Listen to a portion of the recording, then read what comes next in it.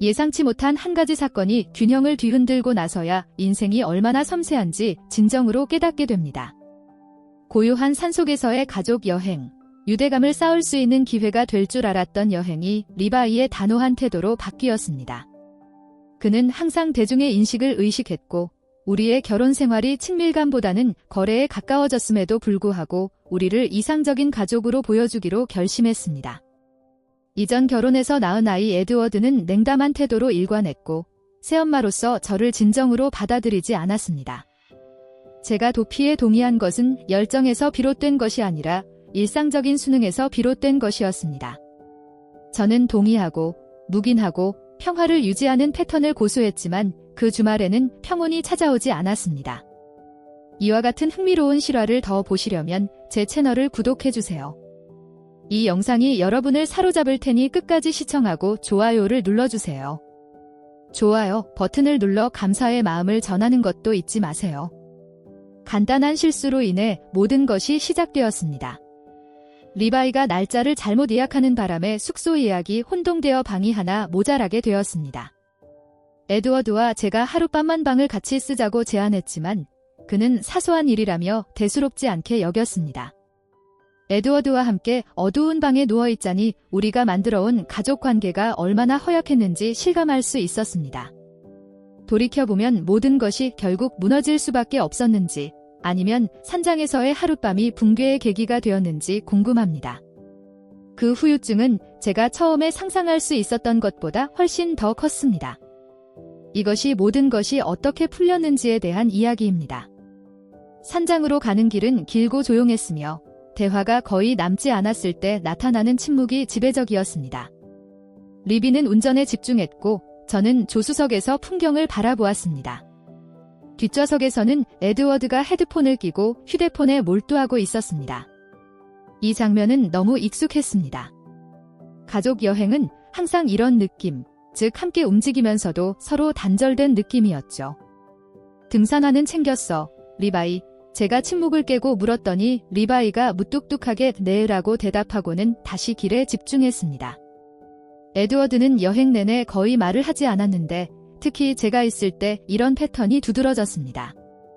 28살의 그는 마치 사적인 생각을 품고 있는 것처럼 내성적이고 세심한 태도를 보였습니다. 그는 어머니의 검은 머리와 뚜렷한 이목구비를 물려받아 리바이가 제 앞에서 소중히 여겼던 여성을 끊임없이 떠올리게 했습니다. 저는 이런 에드워드에게 아무런 원망도 품지 않았습니다. 10대 시절 어머니의 죽음은 리바이를 포함한 그 누구도 채울 수 없는 공백을 만들었으니까요. 하지만 우리 사이에는 여전히 좁혀지지 않는 간극이 남아 있었습니다. 산장에 도착하자 석양이 산을 황금빛으로 물들이고 있었습니다. 소박하지만 매력적인 산장은 과거 가족 휴가의 추억을 떠올리게 했습니다. 에드워드와 제가 차에서 내리는 동안 리바이가 체크인을 처리했습니다. 주변 환경이 좋다고 말하던 에드워드가 저를 깜짝 놀라게 했습니다. 그는 제가 가는 길을 잠깐 쳐다보더니 다시 짐에 집중하더군요. 나무 판넬로 된 벽과 아늑한 가구로 꾸며진 숙소는 따뜻하고 아늑했습니다. 하지만 데스크에서 돌아오는 리바이의 태도가 바뀌면서 문제가 생겼음을 알 수 있었습니다. 그는 실수가 있었다며 오늘 밤에는 2개의 방만 예약이 되어 있고 3번째 방은 다음 날에 준비되어 있다고 알려주었습니다. 저는 그 상황이 의미하는 바를 이해했습니다.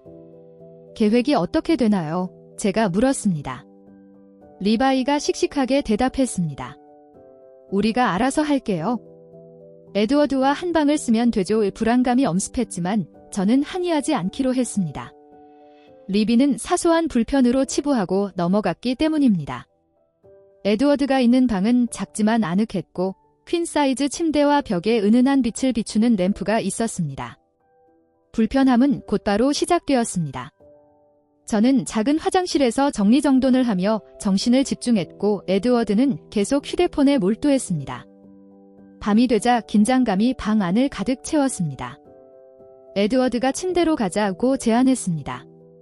저는 창문 근처에 서서 둘 다 잘 수 있을 만큼 넓어요 라고 대답했습니다.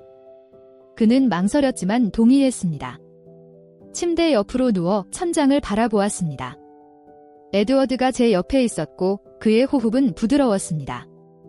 모든 것이 괜찮을 거라고 스스로를 설득해 보았지만 본능적으로 그렇지 않다는 것을 느꼈습니다. 그날 밤은 변화된 느낌이었어요. 방은 귀뚜라미 소리만 들리는 고요한 정적에 잠겼습니다. 램프의 은은한 빛이 벽에 그림자를 들이우며 초현실적인 분위기를 연출했습니다. 에드워드는 휴대폰으로 스크롤을 하고 저는 책을 읽는 척했지만 제 머릿속은 다른 곳을 맴돌았습니다. 저녁 식사는 대부분의 식사와 마찬가지로 조용했습니다.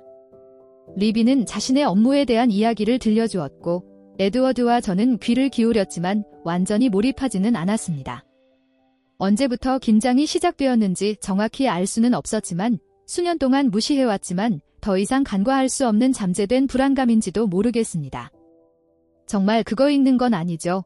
에드워드가 불쑥 물으며 침묵을 깨뜨렸습니다. 왜 그런 말을 하세요? 저는 아무렇지 않게 대답했습니다. 지난 20분 동안 같은 생각을 하고 있었잖아요. 에드워드가 웃으며 휴대폰을 옆으로 치우며 말했습니다. 저는 부끄러운 듯 부드럽게 웃었습니다. 에드워드가 몸을 움직이며 좀 더 편안한 표정을 지었습니다. 무슨 생각하세요? 그가 물었습니다. 그의 질문에 저는 깜짝 놀라 대답을 서둘렀습니다. 그는 납득할 수 없다는 듯 눈썹을 치켜 올렸다. 이봐요, 아비게일. 난 당신을 더 잘 알아요. 그가 제 이름을 부르는 방식은 새엄마나 침묵이 아닌 무언가를 제 안에서 자극했습니다. 느낌이 달랐습니다. 저는 심호흡을 했습니다. 침대 머리받침에 등을 기대고 지난 시간을 떠올렸습니다. 한때는 가족 나들이가 즐거웠지 않았나요? 에드워드가 얼굴에 부드러운 표정을 지으며 고개를 끄덕였습니다. 네, 저와 아빠 둘이서만 갔을 때는 그랬죠. 그의 말은 부정확하지는 않았지만 공감을 불러일으켰습니다. 저도 이 일을 잘 해보려고 노력했어요. 제가 부드럽게 인정했습니다. 당신과 당신 아버지가 의지할 수 있는 사람이 되고 싶어요. 아버지는 말하지 않아도 고마움을 표시하며 부드럽게 솔직하게 인정해 주셨습니다. 처음으로 장벽이 허물어지는 느낌이 들었습니다. 우리는 몇 시간 동안 이야기를 나누며 리비에 대한 불만과 에드워드와 그의 어머니와의 여행에 대한 좋은 추억을 공유했습니다. 어머니는 접착제였어요. 에드워드가 애절하게 말했습니다. 아빠는 항상 일만 하셨지만 엄마는 우리를 온전하게 만들어주셨어요. 저는 마음이 무거워지면서 고개를 끄덕였습니다. 엄마의 발자취를 따르는 것은 어려운 일입니다. 제가 부드럽게 말했습니다. 그는 꼭 그럴 필요는 없죠, 라고 담담하게 대답했습니다. 대화는 편안한 침묵으로 바뀌었습니다. 저는 전등을 끄고 달빛에 몸을 맡겼습니다. 그는 부드러우면서도 침착한 목소리로 괜찮다고 안심시켰지만 그 순간은 이상하게 느껴졌습니다. 그의 작은 움직임 하나하나가 증폭되어 우리의 친밀함을 강조하는 것처럼 느껴졌습니다.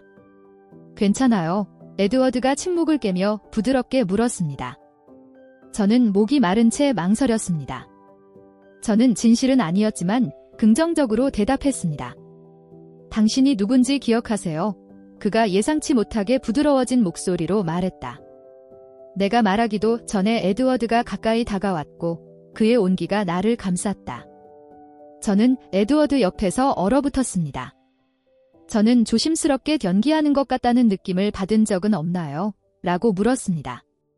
그는 날 것 그대로의 목소리로 자신과 다른 방식으로 살아가며 모든 기대에 부응하지만 진정한 경험을 찾지 못한다고 갑자기 물었습니다. 그의 말은 저에게 깊은 울림을 주었습니다. 저는 매일 우리 사이의 날 것 그대로의 솔직한 말을 묵묵히 인정했고 극적이지도 계획적이지도 않은 일이 일어났습니다.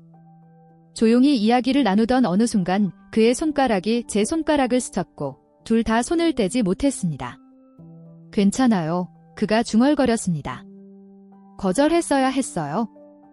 나는 떠나야 했지만 대신 심장이 두근거리며 그를 향해 고개를 돌렸다. 네, 나는 속삭였다. 결혼식이 끝나고 우리는 조용히 누웠다. 내 마음은 혼란과 죄책감으로 가득 찼지만 말을 할 수 없었습니다. 미안해, 에드워드가 목소리가 갈라지며 말했다. 침묵으로 사과할 수 없어요. 저는 불안정한 목소리로 대답했습니다. 괜찮아요. 제가 재빨리 덧붙였습니다. 이게 무슨 뜻인지 모르겠어요. 그가 고백했습니다. 저도 몰라요. 저도 속삭였습니다. 하지만 마음속 깊은 곳에서는 이해했습니다. 다음 날 아침, 저는 에드워드보다 먼저 일어나 커튼 사이로 들어오는 새벽 햇살이 방 전체에 따뜻한 빛을 비추자 조용히 침대에서 일어났습니다. 거울을 피해 재빨리 옷을 입고 에드워드가 깨어났을 때 저는 창가에 앉아 산의 경치에 매료된 척하고 있었습니다. 그는 잠에 취한 목소리로 중얼거리며 오늘 아침 뒤라고 말했고 저는 잠시라도 어조를 유지하며 대답했습니다. 그는 더 할 말이 있는 듯 머뭇거리다가 고개를 끄덕일 뿐 아무 말도 없이 화장실로 향했습니다. 식당에서 아침 식사를 위해 리바이를 만났을 때 에드워드와 저 사이의 긴장감이 느껴졌습니다. 리비는 아무렇지도 않은 듯 커피를 마시며 날씨나 우리 계획에 대해 이야기하고 있었습니다. 하지만 저는 에드워드의 강렬한 시선을 느낄 수 있었고 그를 돌아보지 않으려는 자제력을 발휘해야 했습니다.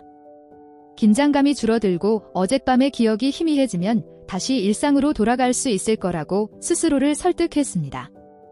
하지만 하루가 지나면서 저는 한 번 한 행동은 되돌릴 수 없다는 것을 깨달았습니다. 롯지에서 집으로 돌아오는 길은 조용했습니다. 제가 기대했던 평화로운 침묵이 아니라 무언의 말과 생각이 우리 주변에 쌓여가는 것 같은 불편한 기대감으로 가득 찬 침묵이었습니다. 리비는 아무 생각 없이 콧노래를 흥얼거리며 운전대를 손가락으로 두드리며 구불구불한 산길을 달렸습니다. 에드워드는 뒷좌석에 앉아 창밖을 바라보고 저는 무릎에 손을 꼭깍지 낀 채 앞을 바라보았습니다. 구불구불한 언덕, 숲, 나무 사이로 비치는 황금빛 등 풍경에 집중하려고 했지만 제 생각은 늘 이전으로 돌아갔습니다. 에드워드의 숨소리, 손이 닿는 방식 등 모든 디테일이 꿈처럼 비현실적으로 느껴졌습니다. 하지만 그 영향은 부인할 수 없고 피할 수 없는 것이었습니다. 백미러를 통해 에드워드의 모습이 살짝 보였습니다. 그는 거의 무덤덤해 보였지만 턱에 긴장감이 감돌고 팔걸이를 꽉 움켜쥐고 있는 것이 느껴졌습니다. 우리는 서로의 눈을 피했는데 그게 다행인지 저주인지 모르겠습니다. 결국 차도에 주차를 마쳤을 때 리비는 이미 스트레칭을 하며 남은 하루의 계획을 세우고 있었습니다. 그는 몇 시간 후에 회의가 있는데 오늘 밤에 새로 생긴 이안 레스토랑에서 저녁 식사를 하는 게 어때요? 라고 말했습니다. 저는 가족과의 식사에 대해 불안한 마음이 들었지만 아무 생각 없이 물론이죠이라고 대답했습니다. 에드워드는 침묵을 지켰습니다. 그는 트렁크에서 가방을 꺼내 조용히 안으로 들어갔습니다. 오후는 일상적인 일들로 가득했습니다. 빨래를 분류하고 부엌을 정리하고 거실에 책꽂이를 재배치하는 등 정신을 집중할 수 있는 일이라면 무엇이든 했습니다. 하지만 제 생각은 계속 에드워드에게로 향했습니다. 전날 밤에 나눈 대화를 다시 떠올리며 그가 길을 잃고 다른 사람인 척하는 것에 대해 이야기했던 것을 떠올릴 수밖에 없었습니다.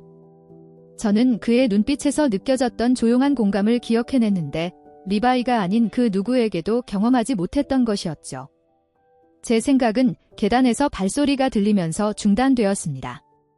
고개를 들어보니 에드워드가 청바지 주머니에 손을 집어넣은 채 현관에 서 있었습니다. 그는 어색하게 잔영시라고 말했고 저는 의도했던 것보다 더 긴장된 목소리로 대답했습니다. 잠시 동안 침묵이 이어졌습니다. 그러더니 그는 목을 가다듬고 부엌을 힐끗 쳐다보았습니다. 뭐 좀 먹으려던 참이었어요. 저는 그가 지나갈 수 있도록 옆으로 비켜주며 대답했습니다. 그가 지나가면서 찰나의 접촉이 제 숨을 멎게 했습니다. 그가 냉장고를 뒤지는 동안 저는 카운터 정리에 집중하며 그가 움직일 때 제 심장이 뛰는 것을 무시하려고 노력했습니다. 그는 조심스러운 어조로 어젯밤에 대해서 라고 말하기 시작했습니다. 저는 키친타월을 꽉 잡았습니다. 그 얘기는 안 해도 돼요. 왜? 내가 재빨리 말했다. 그냥 아무 일도 없었던 것처럼 행동할 수는 없어요. 그가 고집했습니다. 왜 안 돼요? 저는 날카로운 어조로 말했습니다. 그게 바로 우리가 해야 할 일이니까요. 아무 일도 없었던 것처럼 행동하고 앞으로 나아가야 합니다. 그는 표정을 읽을 수 없는 표정으로 저를 쳐다보았습니다. 그게 정말 당신이 원하는 건가요? 그가 물었습니다. 제가 원하는 것은 중요하지 않아요. 저는 떨리는 목소리로 대답했습니다. 이렇게 해야만 합니다. 다시는 이런 일이 일어나면 안 돼요. 왜 안 되나요? 그는 잘못되었거나 불편해서인가요? 아니면 무서워서인가요? 라고 물었습니다. 그만하세요. 나는 그의 말을 끊고 돌아섰습니다. 그는 더 가까이 다가와서 말투를 부드럽게 바꾸며 데비게일, 나한테는 그런 척할 필요 없어 라고 말했습니다. 제발요. 에드워드, 저는 가슴이 답답해지는 것을 느끼며 속삭였습니다. 나는 그가 더 다투거나 더 압박할 것이라고 예상했지만 그는 한숨을 쉬며 뒤로 물러나 머리를 손으로 쓸어 넘겼습니다. 미안해요. 그가 중얼거렸다. 당신을 더 힘들게 하려던 건 아니었어요. 이미 힘들어요. 제가 거의 들리지 않는 목소리로 고백했습니다. 그는 고개를 끄덕이며 잠시 저를 바라보다가 방을 나섰습니다. 그날 저녁 리비는 평소처럼 밝은 태도를 유지하며 업무와 향후 계획에 대해 이야기했습니다. 에드워드와 저는 적절한 순간에 고개를 끄덕이고 미소를 지으며 동의하는 척했지만 긴장감이 느껴졌습니다. 어느 순간 리바이가 호기심 어린 표정으로 에드워드를 바라보았습니다. 오늘 조용하네요. 무슨 일 있어요? 네, 에드워드가 여행으로 지친 기색이 역력한 목소리로 대답했습니다. 리비는 만족한 듯 고개를 끄덕이며 식사를 계속했습니다. 하지만 에드워드의 시선이 무겁고 날카롭게 저를 노려보는 것이 느껴졌고 그의 시선을 피하기 위해 온 힘을 다했습니다. 나중에 리바이가 잠자리에 든 후 저는 거실에서 서성거리며 생각을 정리하는 제 자신을 발견했습니다. 모든 것이 괜찮은 척하는 것은 불가능하다고 느꼈습니다. 저는 생각에 빠져서 에드워드가 말을 걸기 전까지는 그가 다가오는 것을 알아차리지 못했습니다. 잠이 안 와요. 그가 조용한 목소리로 물었습니다. 나는 그가 조심스러운 표정으로 문 앞에 서 있는 것을 보려고 고개를 돌렸습니다. 그가 주머니에 손을 넣은 채 방 안으로 한 걸음 더 들어가자 우리는 침묵 속에 서서 무언의 긴장감이 점점 커져만 갔습니다. 어떻게 해야 할지 모르겠어요. 제가 떨리는 목소리로 마침내 인정했습니다. 나도 그래요. 그가 눈을 바닥으로 내리깔며 하지만 우리를 잃고 싶지 않다는 건 알아요. 라고 대답했습니다. 그의 말이 일격처럼 느껴졌고 저는 가슴이 답답해지는 것을 느꼈습니다. 에드워드의 목소리는 긴장된 것처럼 들렸지만 말의 속도를 파악할 수 없었습니다. 그의 쉰 목소리에도 불구하고 저는 그것이 당신에게 주는 의미를 무시할 수 없었습니다. 눈물을 흘리며 저는 고개를 저었습니다. 이 상황이 모두에게 불공평하다는 걸 알아요. 그는 목소리가 흔들리며 말했습니다. 저는 잠시라도 당신의 인정을 듣고 싶었어요. 그가 일어서서 머리를 손으로 쓸어 넘길 때까지 우리 사이에는 침묵이 흘렀습니다. 산책하러 갈게요. 그가 조용히 중얼거렸습니다. 잘 지내요. 저는 말의 공허함을 느끼며 속삭였습니다.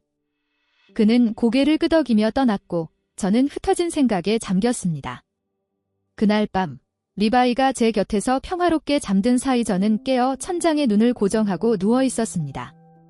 마치 제가 스스로 만든 새장에 갇혀 빠져나올 수 없는 것 같았습니다. 아침이 되자 에드워드는 사라졌습니다. 주방 카운터에 놓인 그의 손글씨 메모에는 머리를 비울 시간이 필요해요. 내 걱정은 하지 마세요. 난 괜찮을 거야. 혼자서 해결하면 돼요. 그 말이 마음에 깊이 와 닿았고 저는 두려움이 끓어오르면서 쪽지를 꽉 움켜쥐었습니다. 무슨 일이에요? 리바이가 전화기를 손에 들고 부엌으로 들어오며 물었습니다.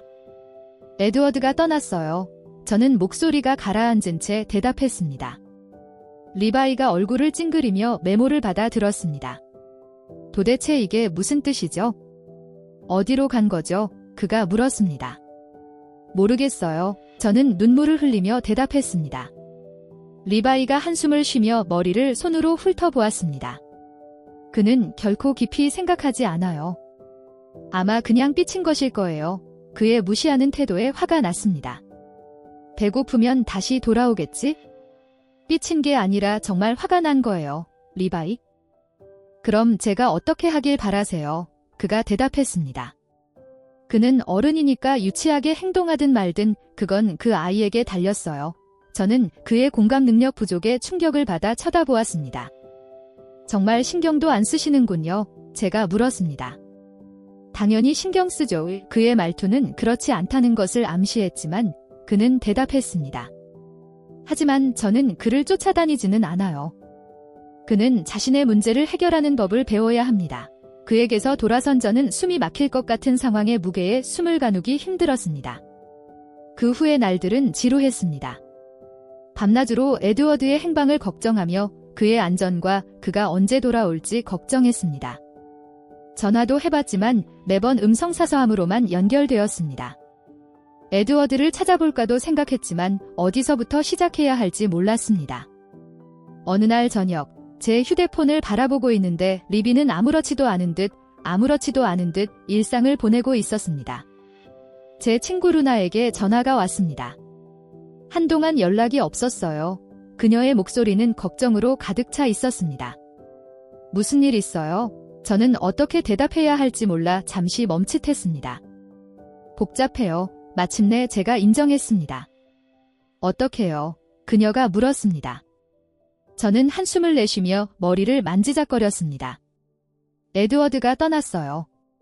목적지나 돌아오겠다는 말도 없었어요. 무슨 일 있었어요? 그녀가 날카롭게 물었다. 나는 진실의 무게가 무겁게 느껴져 잠시 멈칫했다. 최근에 좀 긴장된 상태였어요. 자세한 내용은 밝히지 않고 말했죠. 알겠어요. 루나는 납득할 수 없다는 표정으로 말했다. 얘기하고 싶으면 내가 여기 있는 거 알잖아. 고마워요. 저는 진심인지 확신하지 못한 채 속삭였습니다.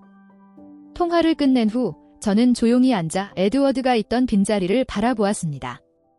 그 빈자리가 실감나게 느껴졌습니다. 저는 마지막 대화를 반복해서 재생하며 그의 연약한 눈빛과 정직하게 대답하지 못했던 질문을 떠올렸습니다. 당신에겐 실수였나요? 실수였을 수도 있고 더 심오한 문제였을 수도 있고 제가 인정할 준비가 되지 않았을 수도 있다는 불확실성이 저를 갉아먹었습니다. 제가 아는 것은 그가 그리웠다는 것뿐이었고 그 깨달음은 저를 두렵게 했습니다. 에드워드가 남긴 공허함은 압도적이었습니다. 하루가 몇 주로 바뀌면서 집안은 침묵으로 무거워졌습니다. 리비는 아무렇지 않은 듯 일에 몰두하며 에드워드에 대한 언급을 무관심하게 털어버렸습니다. 그는 괜찮을 거야, 리바이가 계속 반복했습니다. 그의 평소 패턴이었죠. 하지만 저는 괜찮지 않았고 에드워드에 대해서도 확신할 수 없었습니다. 어느 날 오후에는 정처 없이 운전을 하며 그가 길을 걷거나 카페에 앉아있는 모습을 조용히 바라보기도 했습니다. 그의 소셜미디어 프로필을 계속 확인했지만 거기에는 그의 흔적이 없었습니다. 마치 그가 완전히 사라진 것 같았습니다. 저는 그가 떠난 것이 저 때문이라는 느낌을 떨쳐버릴 수 없었습니다. 그의 메모는 짧고 가벼운 듯 보였지만 중요한 시점에 왔습니다. 내가 그에게 무슨 짓을 해서 이런 일이 생긴 걸까? 그 질문이 계속 머릿속을 맴돌며 저를 무겁게 짓눌렀습니다.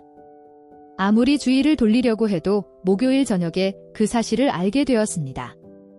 리비는 저녁 모임에 나갔고 저는 혼자 이 방 저 방을 떠돌아다녔습니다. 결국 저는 우연히 에드워드의 방에 들어가게 되었습니다. 그의 은은한 향수 향기가 공기 중에 머물러 있었습니다.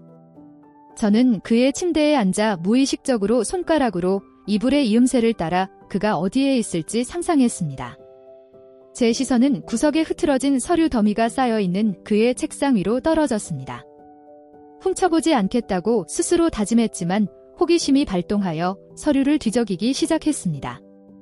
그때 그 편지를 발견했습니다. 저에게 보낸 편지는 아니었지만 저에 관한 편지라는 것을 바로 알 수 있었습니다. 아비게일에게 이 말을 어떻게 해야 할지 모르겠어요. 도저히 말로 표현할 수 없어서 글로 적기로 했어요. 당신이 이걸 발견하지 않았으면 좋겠지만 발견한다면 이해하는 데 도움이 될 거예요. 당신과 우리에 대한 생각을 멈출 수가 없어요. 그날 밤을요. 당신에겐 잘못된 행동이고 무의미했을 수도 있다는 걸 알아요. 하지만 제게는 모든 것을 의미했어요. 당신은 제가 실망이나 실패를 넘어 주목받는 존재라고 느끼게 해주셨어요. 당신은 제게 가치감을 주었고 저는 그것을 어떻게 처리해야 할지 몰랐어요. 잊으려고 노력했지만 그럴 수 없었고 그래서 떠나야만 해요. 제가 일을 더 어렵게 만들었다면 사과드립니다. 원한 건 아니지만 이 상태로는 더는 여기 머물 수 없어요. 잘 지내요. 에비게일 진심으로 에드워드 편지를 몇 번이고 읽어 내려가다 보니 편지의 무게가 점점 더 무거워져 손이 떨렸습니다. 해독하기 어려운 감정으로 가득 찬 채 마음이 요동치는 것을 제쳐두고 저는 그가 저 때문에 제가 감당할 수 없는 일로 인해 떠났다는 사실을 깨달았습니다. 그와 함께 유혹과 위험이 사라졌다는 안도감 대신 저를 삼킬 것만 같은 깊은 공허함만 느껴졌습니다. 그날 밤 늦게 집으로 돌아온 리비는 넥타이가 느슨해진 채로 위스키 향이 몸에 달라붙어 있었습니다. 그는 서류 가방을 문 옆에 내려놓고 곧장 술잔을 따라 마시기 위해 향했습니다. 저는 아무 말도 하지 않고 편지를 꽉 움켜쥐고 따라갔습니다. 리바이, 제가 떨리는 목소리로 말했습니다. 그는 피곤한 눈빛으로 저를 바라보았습니다. 무슨 일이야, 에비게일? 그가 물었다. 당신과 얘기하고 싶어요. 나는 편지를 더 꽉 쥐며 말했다. 그는 한숨을 쉬며 음료를 내려놓았다. 나중에 하면 안 될까요? 긴 하루였어요. 저는 제 자신을 놀라게 하면 아니요. 기다릴 수 없습니다. 라고 단호하게 말했습니다. 그는 인상을 찌푸리며 팔짱을 끼었고 저는 그에게 편지를 건넸습니다. 이게 뭐예요? 그가 물으며 편지를 받아 들었습니다. 그냥 읽어보세요. 제가 재촉했습니다. 그는 편지를 펼치더니 두 눈으로 내용을 훑어보았습니다. 그의 표정은 혼란스러움에서 분노로 그리고 더 깊은 무언가로 바뀌었습니다. 이게 뭐야? 누구한테서 온 거죠? 그는 낮고 긴장된 목소리로 물었습니다. 에드워드요. 제가 속삭였습니다. 농담이 아니야. 그가 편지를 흔들며 대답했다. 이게 무슨 뜻이죠?